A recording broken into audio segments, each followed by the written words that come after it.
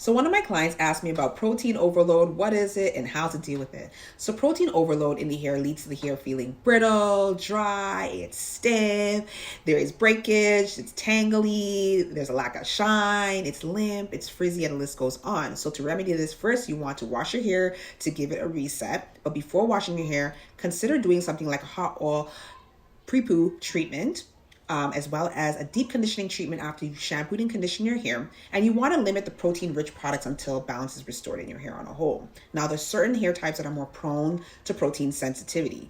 One of them is fine hair. The smaller strands can be overwhelmed by the proteins. Low porosity hair, because of its tightly packed cuticles, making it hard for moisture to really penetrate, leading to protein buildup. Healthy, non-damaged hair needs less protein. Excess can cause an overload as well. And for example, in my personal experience, I have fine 4B, 4C, and my hair is susceptible to protein overload. So for me, I like to do straightening treatments, like for example, a henna treatment every other wash. I like to do that.